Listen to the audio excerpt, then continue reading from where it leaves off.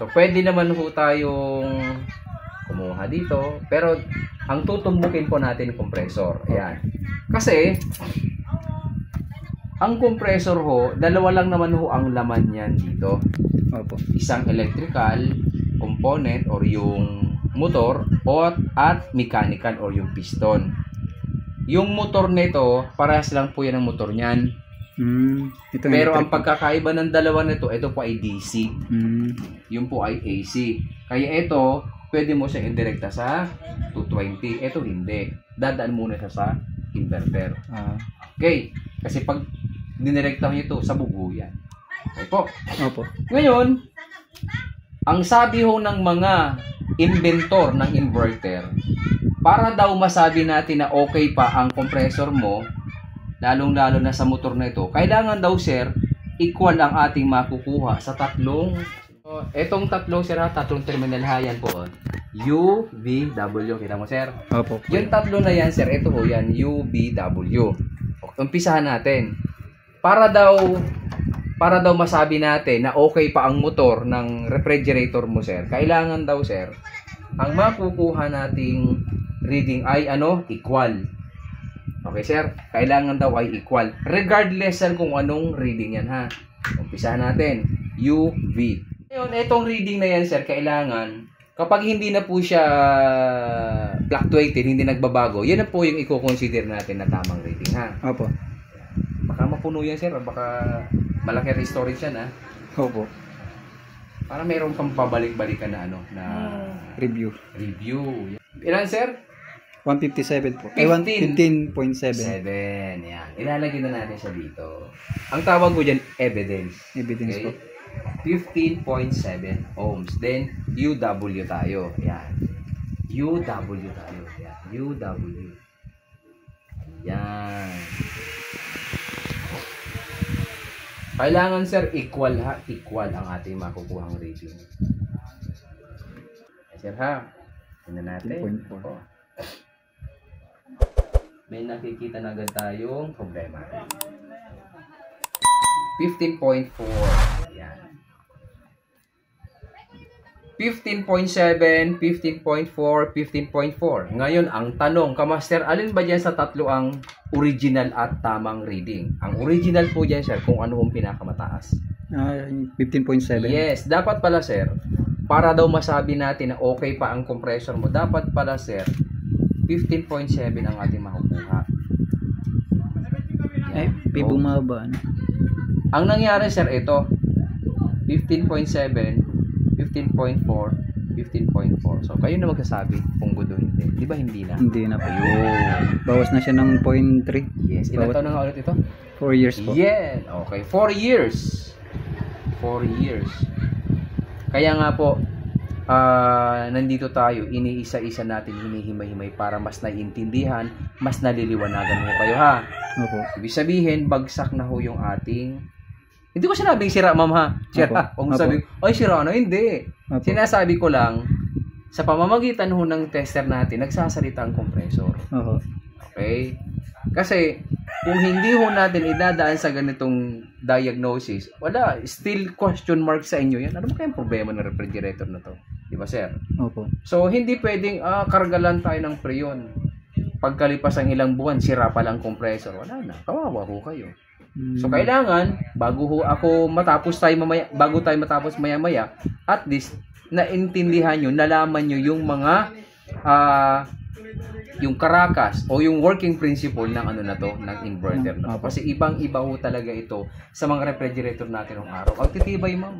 Ng araw, sir. Bagsak na nga eh. Binahanag, 360 pa. Pagpanda mo, okay. Ito hindi. Pero dadaanan natin maya-maya.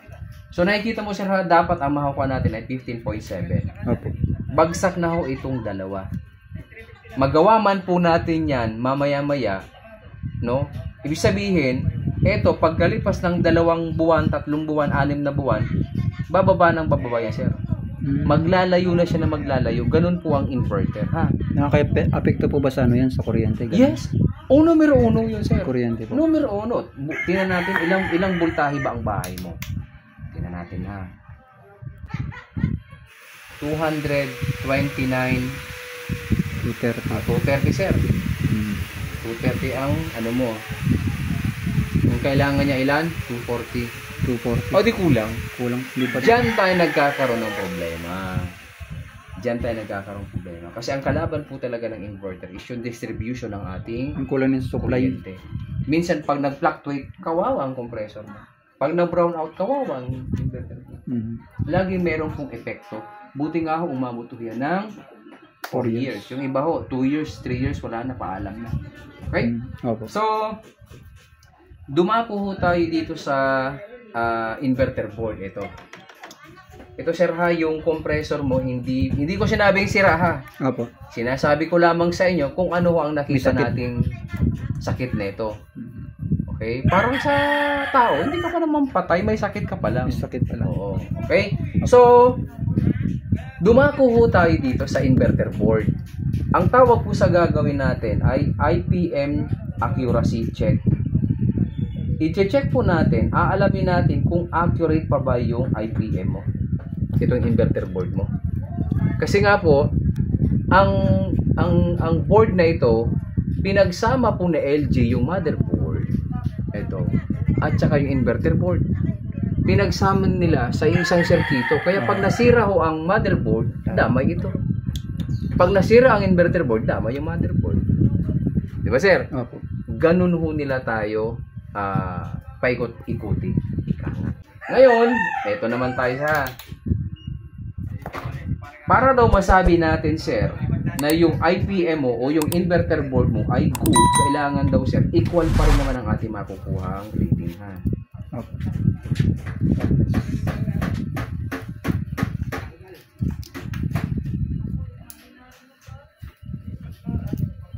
Kasi ang pag-check up po matagal.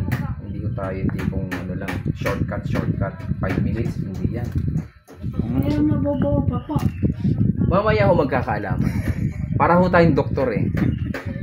Wala na ho may kasalanan diyan kung nasira, wala po. Sadyang mahinang klase lang ho talaga yung yung mga inverter. High-tech lang pero Oo. Expectation sir versus reality. Ayan. Okay, so tingnan natin ha. Ang kailangan sir, equal ang ating makukuhang reading sa ating inverter board sa IPM. Regardless kung anong reading yan, basta equal. Kasi yung iba ho kasi ng mga kliyente natin, customer, kapag hindi natin nagagawa, hindi ibig sabihin hindi kaya. opo. No? Kaya nga ho pumunta sa bahay nila, pumunta sa bahay nila para malaman kung anong problema. Kasi kung kaya namang i-repair, di-repair natin. Pero kung halimbawa i-repair mo tapos gagastos ka, wala naman palang pakinabang, ba't pa i-repair? Kawawa ho kayo. Tama?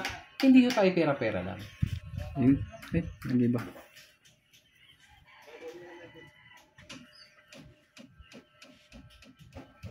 .8 mega ohm. Kung mapapansin mo yung unit, mega ohm. Ito naman, ohm. Ohms lang. Okay? Then, so, sir ha, sa ganyang reading sir ha, hindi ko sinabing sira ha. Mhm. Papaliwanag ko sa inyo kung bakit nagkakaganyan yung reading nila. 8 sa matotal. 8 mega ohm. Then lastly,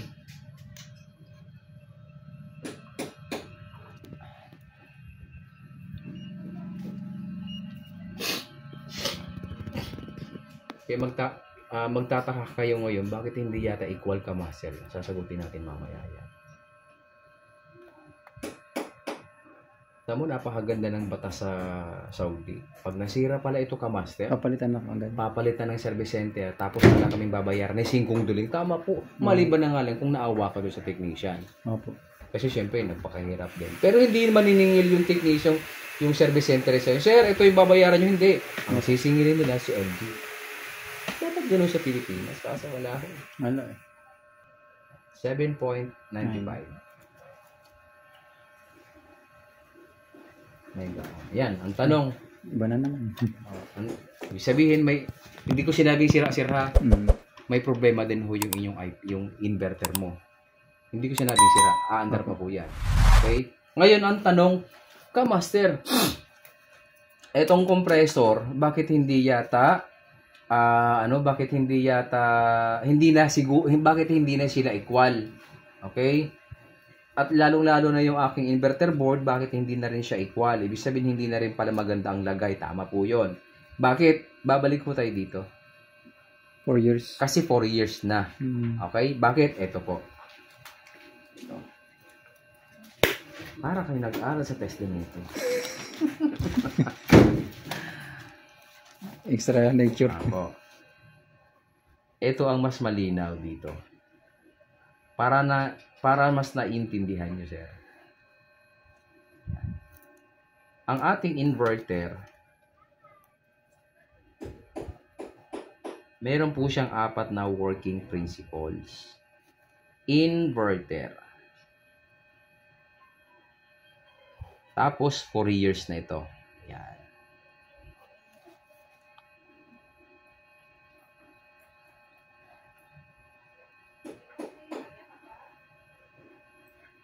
Matibay. Matipid versus Okay. matibay. Ngayon, sir, pag may narinig kayo na inverter ang aircon namin, inverter ang refrigerator namin, ang unang-unang pumapasok, matipid. Tama yun. Wala po tayong doubt doon.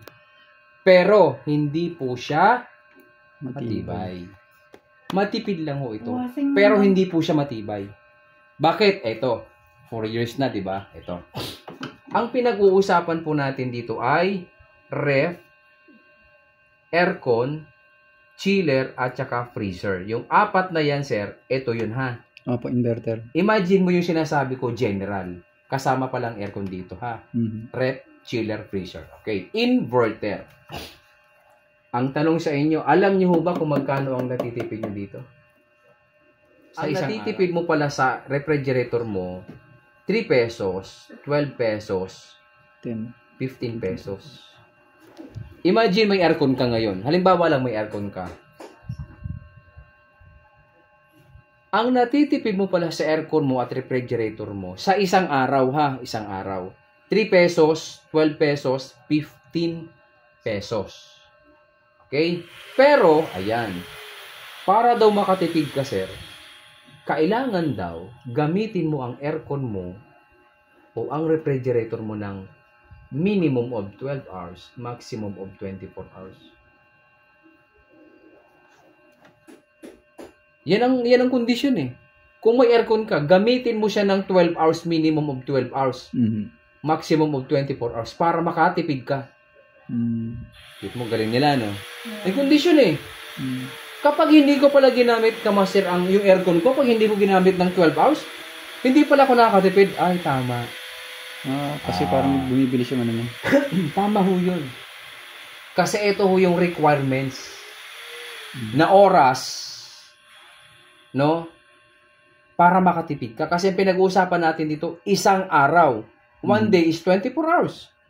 Ginawa nga nila, inano pa nila eh, hinati pa. Kaya pala sir, kapag halimbawa pala kung meron kang aircon na inverter, gamitin mo pala siya ng 12 hours. Kung hindi mo kaya ng 24 hours, at least 12 hours para ano yan? Makatipid ka. Baliktad, di ba? Samantalang nung araw, halimbawa, bumalik tayo ng 10 taon. Wala pang inverter. Anak, oy, patayin mo na yung aircon na yan. Nakakalimang oras ka na dyan. Malakas sa kuryente. Tama yun. Binaliktad po nila yun ngayon. Ang ginawa ho nila, ay naku anak, wag mong papatay ng aircon ha. Naka 12 hours ka na ba dyan? Hindi po mami. O dapat 12 hours. Para makatipid tayo. Ganun. Tama? Ang galing ng marketing. Ayun. At least naiintindihan nyo. Sabi ko nga sa inyo, para kayo nag-aral sa test. Diba? Ang galing. Kaya pala Master, yung aircon ko, parang hindi ko nararamdaman na nakakatipid ako. Kasi nga, ang binabayaran ko, 5,000 pa rin, naka-inverter na ako. At tinanong ko, ilang oras siya maginagamit? 5 hours lang, 8 hours. Kaya naman. Ganun po yun. Ha? Opo. Para makatipid ka, gamitin mo ito ng 12 to 24 hours. Given naman po sa given naman talaga sa sa mga inverter na refrigerator na ginagamit talaga ng 24 hours. Pero, eto, meron naman akong customer na, kamaster, nagtataka ko sa refrigerator namin na Panasonic, parang ang laki yata ng ng kuryente na binabayaran namin. Magkano ho? Ganito, ganyan. Ginagamit niyo ho ba ng dire-diretso? Hindi. Ilang oras? Minsan, 4 na oras. Minsan, 9 na oras. Bakit? Kasi nga, paupahan. May kondo. Mhm. Kung may magche-check-in, saka lang papaanda rin yung Aircon. yung aircon. Yung refrigerator, sir. Tsaka aircon. Kaya hindi nakukuha ito. Yung threshold na tinatawag. Nakakasira din po ng Mas nakakasira yun. Ah. Kasi, ang requirements kasi sa inverter, 24/7 talaga. Okay. Dahil dinesign talaga sila sa 24/7. Okay? Kaya ito, pag hindi mo siya ginamit ng 12 to 24 hours, masisira talaga. Kasi, design niya, dire-diretso ang andak. Okay? So, kung ito advantage, ito may disadvantage. Etong system IC, ito motherboard, sir ha, motherboard. Opo, yung kalahati niyan. Yung motherboard, may system IC. Yung inverter board, may system IC. Yung inverter compressor, ito po yan. Yung inverter board, inverter compressor, motherboard. Etong tatlo, 1, 2, 3. Yung tatlo na yan, sir, nakaprogram na po yan ng 50,000 operating hours. Dire-diretso lang siya. Yes. Kapag kinumpute mo yung 24 hours sa 50,000 operating hours, lalabas lahat ng inverter 3 to 5 years lang. Diyan po tayo nagtatapos. Ba't nilalagay pa nilang 10 years? Wala lang Marketing talaga. nga, sir. Strategy marketing na pala. 4 years na eh. Opo. Ilang taon na lang? 6. Lagpas na ba? Hindi pa. Hindi pa nga po umabot sa June. Sa 10. June pa po June magpo 4 years. 4 years. 5 years. 5 years. Mag 5 years. Opo. Di ilang buwan na lang. Opo. Ayan na ibig ko sabihin. Nakukuha nyo na, sir ha? Opo. Kapag kinumpute mo yung 24 hours sa 50,000 operating hours, lalabas lahat ng ito, rep, aircon, chiller, freezer. Ilan? Ito lang. Nilalaro lang sa ganyan. Yes. Sumobra man yan, bonus na. Halimbawa po, ginawa po siya, tapos mga... Pagkalipas, pag naubos na yung, kasi nakaprogram na nga eh. Alam mo yung AI? Opo. Nandiyan yan na ho. Nakaprogram na ho yan. Pagdating ng 3 taon, magsisimula na mabulok lahat. Nga, tama. Okay? Yung mga materialis, ang ninipis, ba't nabubulok? Ba't hindi nyo tinibayan? Kasi nga, marketing. Business, sir eh. Tama? Ano nakalagay? China. Ano asahan natin sa China? Wala. Sabi China, kami gawa matibay, rogi negosyo. Kaya kami gawa, rep, hindi masyado matibay. Kami lagay 3 to 5 years. Sira agad. Bakit kayo reklamo? Kasi ito tipid. Tama. Matipid, pero hindi matibay. Clear na ha? Hindi nyo kasalanan. Hindi ko kasalanan. Walang may kasalanan. Sadyang ganun ang design ngayon. Samantalang nung araw, ang titibay ng mga unit natin. Bulok-bulok na yung pintuan, tinatalian na nga lang ng goma. Pero yung lamig, wala tayong pag-usapan. Pansin mo yung compressor niya, ang liit, ang laki ng unit. Ba? So, kaya ako ito pinapaliwanag sa inyo, para alam nyo, kahit gawin ko to, kung ang problema mismo yung unit niya, kasalanan ko ba? Hindi. Yun na mismo yun. Kaya tayo nandito para tuklasin yung mga kaalaman na hindi nyo alam, na binabahagi ko sa inyo ngayon, na hindi nila sinasabi. Basta gawa na lang. Yes. Pansin mo yung check-up ko, 1.5 bakit? Eto na yung sir. Diba? Hindi pa tinatatapos dito. Mag-check pa tayo doon sa loob. Yan ang hindi kong sabihin dyan. At least alam nyo na, sir ha. na ganun lang ho talaga ang buhay ng mga ano natin, mga Inverter. refrigerator, na inverter. Okay? 3 to 5 years lamang, wala na. Sumobra man, bonus na lang yun. Okay? Opo. So, ang susunod ho natin, hindi natin kailangan baklasin pa yung mga panel doon kasi dito pa lang mati-check na natin yung mga sensor. So, ito po, ambient sensor. Ganun ho natin doon kakabisado. Pwede naman natin tingnan doon, pwede baklasin. So, bakit pa natin papahirapan yung sarili kung dito pa rin mati-check mo na. Ito po, ambient sensor, puti. Ito po ay, yung brown ay thermostat sensor. Ito namang kulay orange ay defrost sensor. Yan. Opo. Sa tatlo na yan, mawawala yung ball sa iyo. I-check po natin yung tatlong sensor.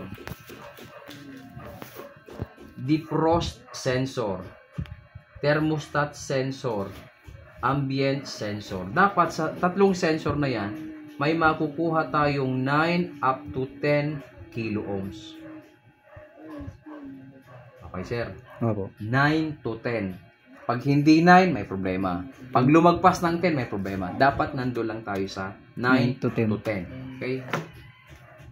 Isa na natin. Yung po pinaka-standard niya. Standard po yan, 9 to 10. Sa Samsung naman ho, 4 hanggang 5. Sa Panasonic, 1.5 hanggang 2. Sa Condora Magkakaiba ho po. yan. Sa Condora. 1.5 hanggang 2. Yan, ito po. Mukha na natin ha. 9 to 10. Matibay po ba Condora? Hindi po. Lahat ng inverter, hindi po siya matibay. Ayan, sir ha. O ilan, sir? 7.24. 7.2. Okay. Problema. Nababa. Ambient sensor, 7.2 kilo ohms. 9 kilo ohms. Then, defrost sensor na tayo.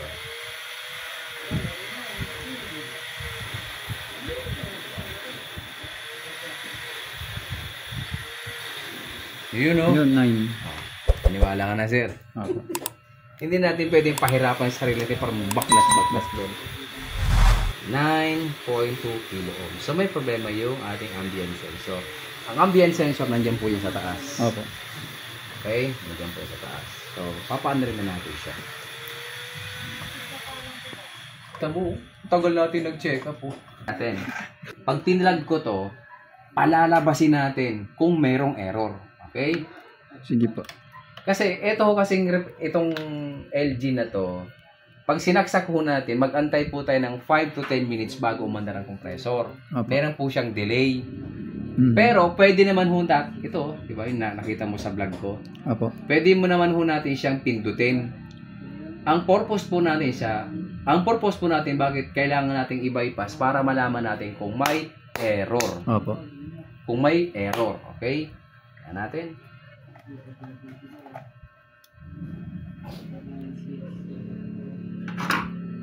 Pindutin natin. 1, 2, 3. Aandar agad dyan. Compressor na yan. Ayan, sir. Ngayon, kapag may error, dito pa lang sir, makikita mo nagbi-blink yan. Opo. Pero gumagana ng compressor. Gagana ang compressor mo, pero maya-maya, mamamatay po yan. Kasi, test run po ang ginawa natin. 0.3. Ngayon, papaano natin malalaman kung kulang na ang freon? Sa pamamagitan po ng ating amperahe. 0.3. Dapat ang makukuha natin, para masabi natin na may freon pa, dapat 0.9. Ang ano natin dyan, sir, 0.7 hanggang 0.9. Opo. Yung Ilan na lang? 0.2. Di, wala na. Ganun kasimple. Okay? So, ang solusyon dito, kakargahan natin siya ng freon. Kasi, yung pagkakarga natin ng freon, may kasamang ligtas yun. Kaya ang isang puntahan lang tayo. Opo. Okay? Ayan, sir, ha? Opo. Wala na siyang freon. Ngayon, kung gusto nyo, para mawala agad ang kuryente, pwede nyo siyang i-short dito. Para hindi maka-apekto. So, ayan, ma'am. Hinapulot. Marami ko napulot na. Napulot. Kaalaman. Oo. So, kakargahan ho ba natin siya ng preyon? Kasi wala ho siyang preyon. Pag nakargahan po siya ng preyon, kuya, Lalamig po yan. lalamig na po siya. Ngayon, ito. Pero andar pa po pala. Gumana naman ho eh. Gumana naman. May pag-asa pa. Kasi ang pinaka problema po talaga nito ay kulang ho talaga yung preyon. Kasi nga, kita mo naman siya. Singaw na eh. Singaw na ho eh. Tapos maliban dyan, at least na-check, alam nyo na yung mga parts pala, may problema na May rin. problema na po. Pero hindi ko sinabing sira. Unti-unti na huyang babagsak yung Mm. mga parameters. Ito, kung yung mga parameters unti-unting bumabagsak, parang tao lang din. Tayo naman, unti-unting Umihina. tumataas yung edad natin, humihina ng pahina. Okay. Ito baliktad. From taas, pababa ng pababa Pabagsak yung naman siya. value. Kasi ito, sir, yung ano na to, yung Capacitor. filter capacitor na yun. Halimbawa, meron siyang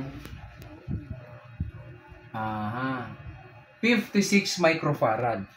Sa tingin mo, sir, ngayon 56 pa rin yan. Hindi. Hindi na, bawas na yan. Bawas na yan. Kasi nga, yung length of service na binigay sa inyo ng refrigerator nyo, bawas na ba? Po, ang lahat po ng lahat ng aircon, refrigerator, chiller, freezer,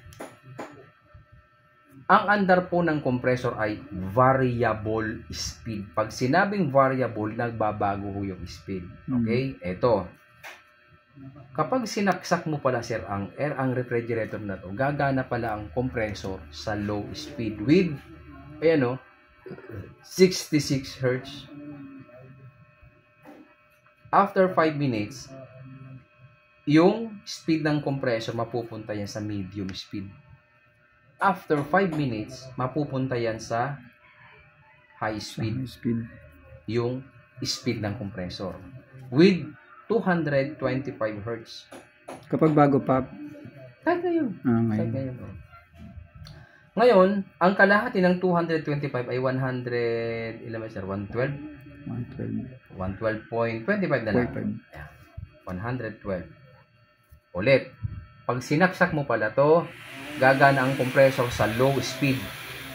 After 5 minutes, yung speed ng compressor mapupunta sa medium speed with 112 Hz.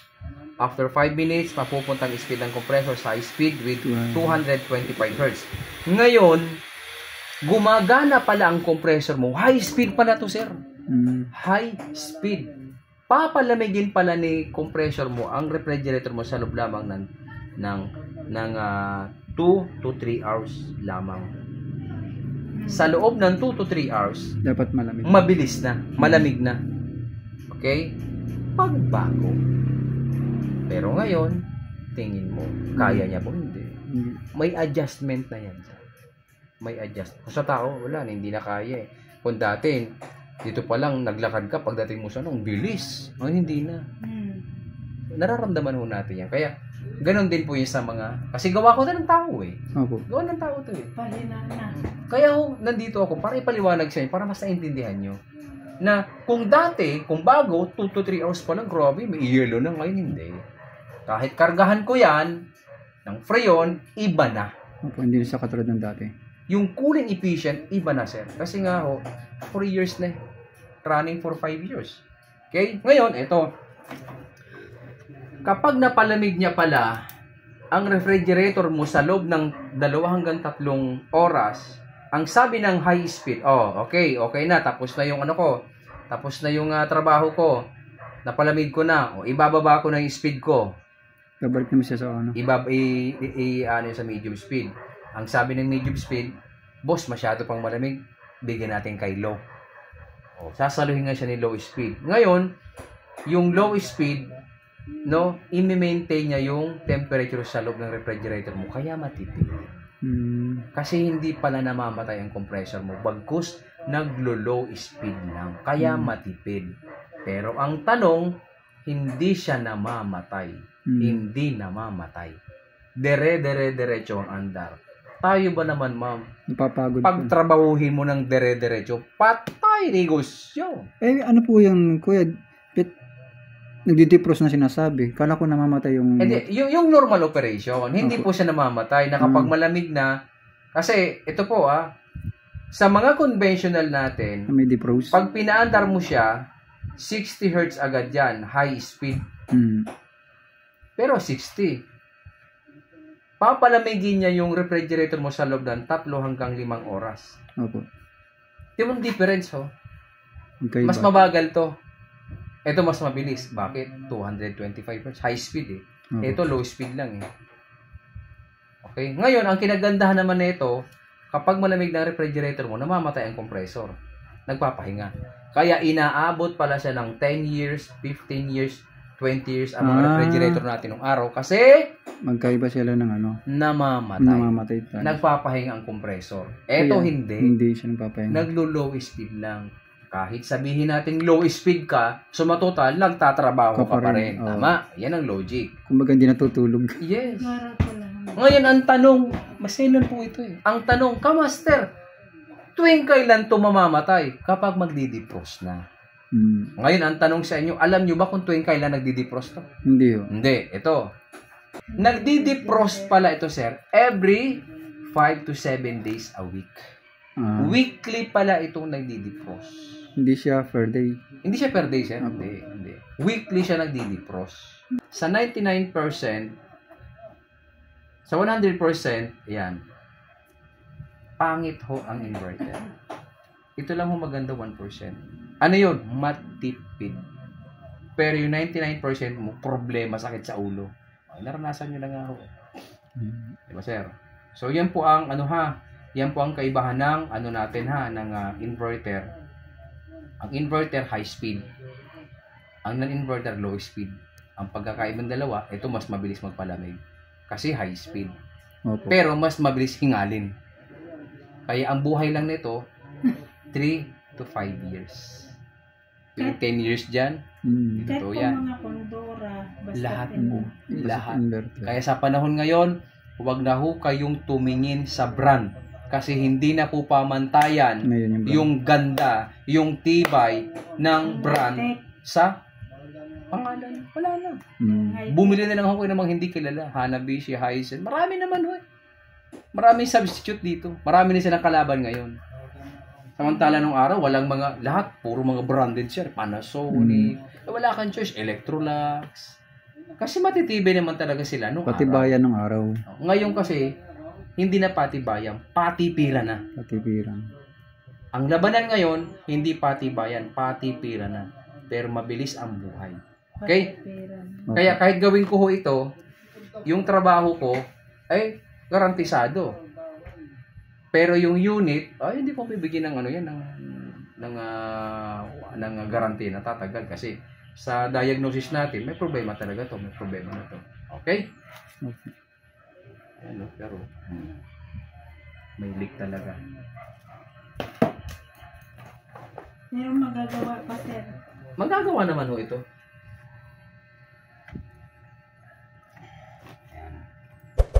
Ngayon lang tayo natapos ng diagnosis. May lecture pa. Saan ka pa? Baka abutin po, sir, ng 5 years. Malabo na ho yan. 5 years? Himala na lang ho ang makakapag dyan. Himala na lang.